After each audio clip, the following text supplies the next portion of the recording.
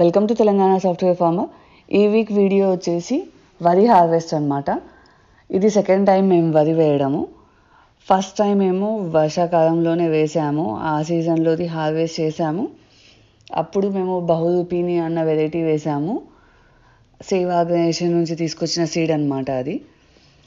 So అది కూడా natural వేలో పెస్టిసైడ్సే వేయకుండా, కలుపు మందు కూడా వేయకుండా గ్రో చేసింది. అప్పుడు ఒక గుంటలో వేసాము. మామూలుగా వడ్లు చల్లామన్నమాట.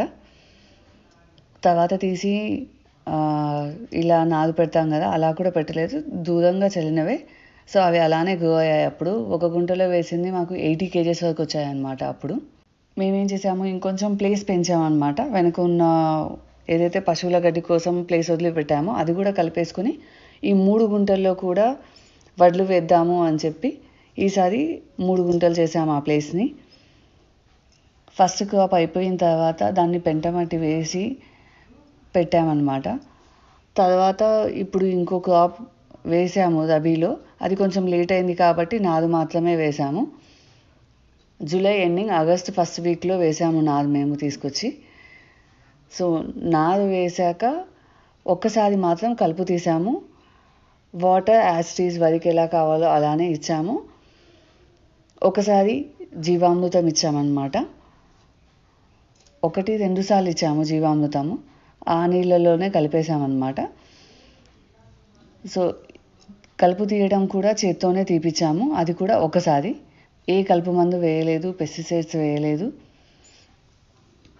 ఇప్పుడు అది కరెక్ట్ హార్వెస్టింగ్ టైంకి వచ్చిందనమాట. ఫామ్ అంతా వడ్లై ఎల్లోయిష్ కలర్లో అయిపోయింది. సో ఇది కరెక్ట్ టైం హార్వెస్ట్ చేయడానికి. సో దీన్ని హార్వెస్ట్ చేయించాము. ఆ హార్వెస్టింగ్ మిషన్ని పిలిపించాము, దాంతో హార్వెస్ట్ చేయించాము. ఆ హార్వెస్టింగ్ మిషన్కి వాళ్ళు 1 hour బేస్ మీద అలా మనీ తీసుకుంటారు. కాకపోతే ఇది మనకు తక్కువ ప్లేస్ కాబట్టి ఒక 24 minutesలో అయిపోయింది మొత్తం హార్వెస్ట్ చేయడము. అదే మొత్తం కట్ చేసుకుంటూ వెళ్తుంది, వడ్లను కూడా సపరేట్ చేసుకుంటూ వెళ్తుంది అనమాట. 20 minutes నుంచి 24 minutes లోపు మనకు అయిపోయింది హార్వెస్ట్ చేయడము.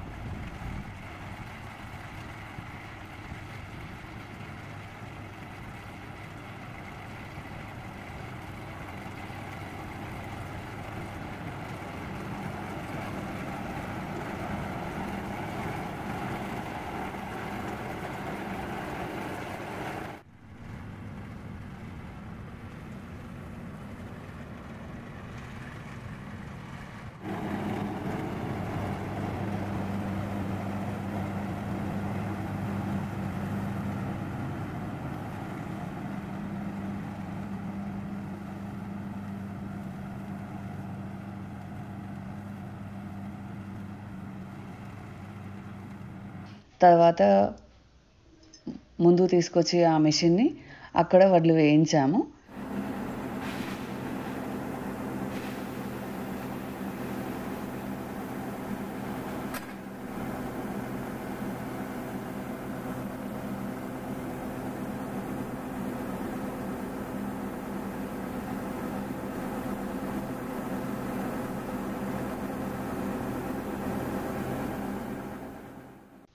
సో మొత్తం అది కట్ చేసుకుంటూ వస్తుంది కాబట్టి వడ్లు వచ్చాయి. దాంతోపాటు ఆ చిన్న చిన్న పురుగులు ఏవైతే ఫామ్లో ఉంటాయో అవి కూడా వచ్చాయన్నమాట. సో మాకు ఒక ఎగ్జైట్మెంట్ ఉంది ఎంత అయిందా అని చెప్పి చూడడానికి. హార్వెస్ట్ చేయగానే దాన్ని బస్తాలోకి ఎత్తించాము, జస్ట్ ఎస్టిమేషన్ కోసము. తర్వాత మళ్ళీ దాన్ని ఒక 1 week ఎండలో వేయాలి వడ్లని. అప్పుడే మనం ఎక్కువ రోజులు స్టోర్ చేసుకోగలము. మీరు ఎన్ని రోజులు వడ్లని స్టోర్ చేసి పట్టిస్తే అంత ఎక్కువ ప్రోటీన్స్, దానికి సంబంధించిన అన్నీ కూడా ఆ రైస్లో ఉంటాయి. లేకపోతే ఆ రైస్ అంతా హెల్దీ కాదు ఎమ్మటే పట్టించడం వల్ల. సో అట్లీస్ట్ 6 నుంచి 1 year ఉంచాలి అన్నది మేము సేవ్ ఆర్గనైజేషన్ నుంచి తెలుసుకున్నాము. సో లాస్ట్ టైం కూడా మేము అలానే 1 ఇయర్ ఉంచి కానీ పట్టియలేదు. సో ఇప్పుడు కూడా 1 ఇయర్ ఉంచిన తర్వాతే పట్టిస్తాము ఈ వడ్లని. సో దాన్ని ప్రాపర్గా 7 days కంప్లీట్గా డ్రై అయ్యేంత వరకు ఎండలో వేయాల్సిందే. సో ఫస్ట్ ఎస్టిమేషన్ కోసమని బస్తాల్లో ఎత్తిచ్చాను. ఇవి 50 kgs బస్తా ఉంటుందేమో. దీంట్లో ఒక 4 బస్తాలు అయ్యాయి, ప్లస్ ఇంకొంచెం మిగిలిపోయాయి. అంటే 100 నుంచి 120 kgs వరకు వడ్లు అయ్యాయి. వీటిని మళ్ళీ ఎండలో వేశాక మళ్ళీ అవే తాళ్ళు అయితే ఉన్నాయో అవన్నీ పట్టాక కొంచెం తగ్గుతాయేమో. మేబీ ఆ పైన 20 తీసేసిన 100 kgs అవుతాయి అనుకుంటున్నాను నేను వడ్లు. ఆ 100 kgsని కూడా మిల్కి తీసుకెళ్ళాక ఎలా ప్రాసెస్ చేసాము, పట్టించిన తర్వాత ఎన్ని వడ్లు వచ్చాయి అన్న డీటెయిల్స్ నేను మీకు షేర్ చేస్తాను ఒకసారి నేను ఇవి పట్టించాక. సో ఇది హార్వెస్టింగ్ డీటెయిల్స్ అనమాట. కలుపు మందు వేయకుండా కూడా, ఏవి వేయకుండా కూడా నాకు తెలిసినంత వరకు ఏదైతే హార్వెస్ట్ చేసుకున్నామో అది మంచి హార్వెస్టే, లాస్ అయితే కాదు. ఒక్కసారి మాత్రమే చేత్తో కలుపు తీస్తే సరిపోయింది. ఎక్కువసార్లు కూడా మాకు అవసరం రాలేదు అసలు. అంటే అందరికీ కూడా మోస్ట్లీ అలానే అవుతుందేమో, ఎక్కువ కలుపు అయితే రాలేదు ఈసారి క్రాప్లో నేను చూసిందైతే. ప్లస్ ఏ మందు వేయకుండానే వాటికి ఏది, ఇప్పుడు పురుగు మందు చల్లుతాము అలా ఇలా వేసాం కదా, దానికి ఆ అవసరం రాలేదు.